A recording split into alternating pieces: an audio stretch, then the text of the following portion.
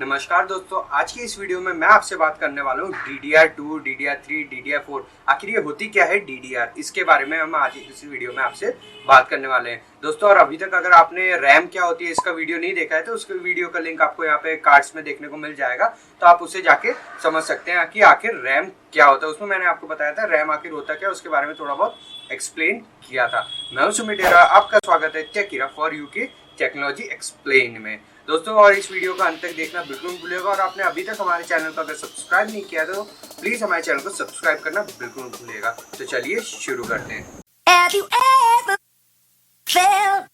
दोस्तों। आखिर ये DDR होता क्या है, तो DDR का एक सिंपल सा फुल फॉर्म है डबल डाटा रेट, और उसके बाद आप जोड़ दीजिए रैम मतलब रैंडम एक्सेस मेमोरी, ये हो जाता है DDR रैम। तो अब DDR रैम में भी आपने अलग अलग तरह की वर्जन सुने होंगे, DDR2, DDR3, DDR4, इस तरीके से आपने इसके रैम के वर्जन सुने होंगे। दोस्तों इसको एक्सप्लेन करने के लिए मैं आपको एग्जांपल देना चाहूंगा। जो आपने इंटेल के जनरेशंस जो सुनी थी, कोर i3, i4, i5 और first generation, second generation, third generation, fourth generation, fifth generation और सिक्स जनरेशन, इस तरीके से आपने कुछ सुना होगा इसके बारे में। तो ये भी उसी तरीके से एक फैक्ट है कि फर्स्ट जनरेशन की DDR जो रैम्स थी उसका जो भी कैपेसिटी थी उतनी थी, उससे थोड़ी इंप्रूव होकर DDR2, उससे थोड़ा और इंप्रूव होकर DDR3, उससे थोड़ा और भी ज्यादा इंप्रूव होकर DDR4 आई। तो अब अगर इसमें अंतर अगर हम देखें तो इसको कुछ इस तरीके से हम समझ सकते हैं, जैसे कि अपने कॉमनली जगह पे अभी के टाइम पे अगर हम बात करें तो DDR3 ज्यादातर आपको देखने को मिल जाएगी। अगर आप कोई सिस्टम खरीदते हैं, लैपटॉप खरीदते हैं, PC खरीदते हैं या स्मार्टफोन में भी अगर हम बात करें तो LPDDR3 आपको उसमें देखने को मिल जाएगी, जो आपको सिंपल स्मार्टफोन्स देखने को मिल जाते हैं। मैं फ्लैगशिप की बात नहीं कर रहा हूँ, तो फ्लैगशिप में आपको LPDDR4 देखने को मिलेगी। तो इस तरीके से कुछ आपको इसका कॉम्बिनेशन वगैरह देखने को मिल जाता है। तो जो DDR3 है,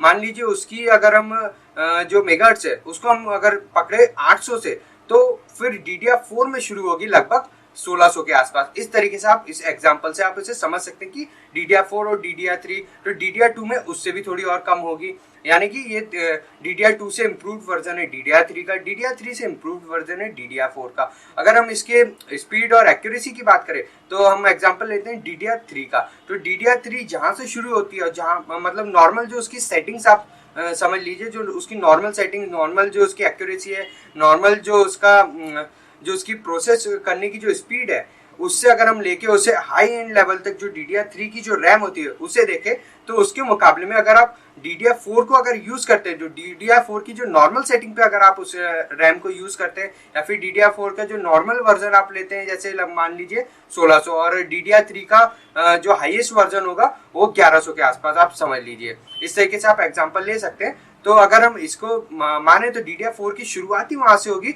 जहाँ पे DDR3 की जो उसका टॉप लॉन्च मॉडल होता है उसकी खत्म होता है। जो टॉप लॉन्च मॉडल जो DDR3 का खत्म होगा, वहां से लगभग DDR4 की स्पीड और उसकी एक्यूरेसी वगैरह जो भी प्रोसेस है वो शुरू होगी। तो यानी आप सोच सकते हैं DDR4 किस हद तक जा सकती है। आज के टाइम पे DDR4 काफी एडवांस लेवल आप मान सकते हैं रैम के मामले में। तो इसी तरीके से कुछ इसकी प्रोसेस होती है। और जैसे ये इम्प्रूवमेंट इस तरीके से होता है, एक सिंपल सा एक फंडा है, जैसे आप प्रोसेसर्स में देखा होगा, और इसमें सीधा है खेल है ट्रांजिस्टर्स का। जो ट्रांजिस्टर वक्त के साथ आपको पता ही है जैसे कि वो छोटे होते जाते हैं। जैसे आपने स्मार्टफोन्स देखे होंगे, काफी बड़े हुआ करते थे, एंटीनाज हुआ करते थे, तो एंटीना हटी गया, जैसे एक्सटर्नल एंटीनाज उसमें आते थे। काफी पहले आपने जो स्मार्टफोन मोटरोला या नोकिया के देखे होंगे तो उसमें एंटीनाज वगैरह आपको क्लियरली देखने को मिल जाता था, ऊपर की तरफ होता था। तो वक्त के साथ वो हटे, स्मार्टफोन में हम लोग आ गए फीचर फोन से, तो वो एक कॉम्पैक्ट हो गया एक तरीके से। आपको पाम टॉप का एक रिप्लेसमेंट ही आ गया स्मार्टफोन्स। उसके बाद टैबलेट्स, लैपटॉप की जगह आप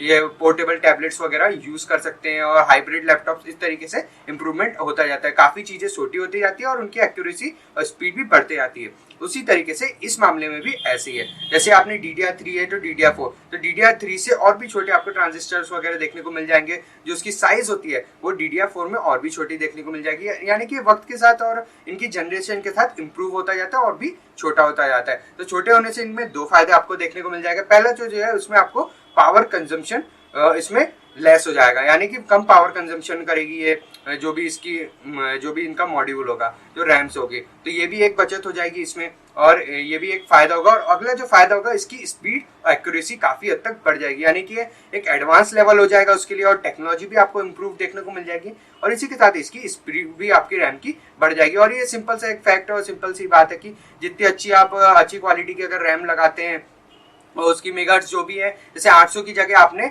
DDR3 आपके पास है, DDR4 काफी अगर कॉस्टली हो जाती है और DDR3 आपके पास है तो 800 मेगाहर्ट्ज वाली है, तो आप इसे 1100 वाली लगा लीजिए, या फिर जो भी इसका टॉप मॉडल आता है उसको आप लगा लीजिए। तो इससे आपको आपका सिस्टम, पीसी या फिर लैपटॉप का परफॉर्मेंस देखने को मिल जाएगा। और इसी तरीके से अगर आप स्मार्टफोन की बात करें तो दोस्तों उसमें आप इम्प्रूव या फिर इंक्रीज नहीं कर सकते हैं रैम को, कि आपने जैसी एक्सटर्नल मिलती हो तो स्मार्टफोन की रैम आपको एक्सटर्नल मिल जाएगी, ऐसा नहीं होता है। ये कंपनी के ऊपर ही रहता है, वो एक चिप में ही आपको ऐड करके दे देते हैं। तो ये कस्टमाइजेशन हम इसे नहीं कर सकते हैं, मगर हाँ हम अपने कंज्यूमर बेस पे हम पीसी, लैपटॉप्स वगैरह में इसका कस्टमाइजेशन कर सकते हैं, इंक्रीज कर सकते हैं अपनी रैम को DDR के हिसाब से भी, DDR3। मगर ऐसा भी नहीं है कि आपका जो मदरबोर्ड है आपको उसे भी देखना पड़ेगा कि आपके में DDR3 लगा, आप DDR4 लाए, इंक्रीज स्पीड आपको करनी है, उसकी एक्यूरेसी और पावर कंजम्पशन लो करना है तो आप DDR4 आपने लाके लगा दी। ऐसा नहीं होता, क्योंकि उसका स्लॉट ही अलग हो जाएगा। अगर आपके पास DDR4 सपोर्टेड मदरबोर्ड नहीं है तो उसका स्लॉट ही जो है उसका सॉकेट जो आपको डिफरेंट देखने को मिलेगा। तो DDR3 का आप ऐसा कर सकते हैं, आपके पास DDR3 की 800 मेगाहर्ट्ज वाली है तो आप उसे और भी इम्प्रूव्ड वाला उसका वर्जन आप लगा सकते हैं। तो इससे आपकी सिस्टम की स्पीड भी बढ़ जाएगी, उसकी एक्यूरेसी भी बढ़ जाएगी, रीडिंग स्पीड भी काफी अच्छी हो जाएगी। तो दोस्तों उम्मीद करता हूँ इससे आपको थोड़ा क्लियरेंस मिल गया होगा कि DDR2 versus DDR3 versus DDR4 आखिर इनमें अंतर क्या है। कुछ इसी तरीके से अंतर आपको देखने को मिल जाता है। दोस्तों उम्मीद करता हूँ इस वीडियो से आपको DDR के बारे में समझने को मिल गया होगा, यानी कि डबल डाटा रेट और रैंडम एक्सेस मेमोरी के बारे में आपको इनके कॉम्बिनेशंस के बारे में समझने को मिल गया होगा। दोस्तों आपके जो भी सवाल या सुझाव हो उसे कमेंट सेक्शन में लिखना बिल्कुल भूलिएगा। अगर आपको ये वीडियो पसंद आता है तो इसे लाइक करना बिल्कुल भूलिएगा, और इस वीडियो को दोस्तों अपने फ्रेंड्स और फैमिली के साथ शेयर करना बिल्कुल भूलिएगा, जिससे ज्यादा से ज्यादा लोग इस चीज के बारे में जान सके। दोस्तों और अगर आपने अभी तक हमारे चैनल को सब्सक्राइब नहीं किया तो ठीक इसी तरह का रेड कलर का बटन आपको सब्सक्राइब का इस वीडियो के नीचे मिल जाएगा। उसी के बाद जैसे ही आप सब्सक्राइब कर लेते हैं उसके बाद जो बेल आइकन है उसे भी प्रेस करना दोस्तों प्लीज मत भूलिएगा, जिससे कि आप रेगुलरली हमारे वीडियोस जो हम अपलोड करते हैं उससे अपडेट होते रहे। मैं हूं सुमित डेरा, आपसे जल्दी मिलूंगा इसी तरह से टेक्नोलॉजी से रिलेटेड अगले वीडियो में। टेक केयर फॉर यू से।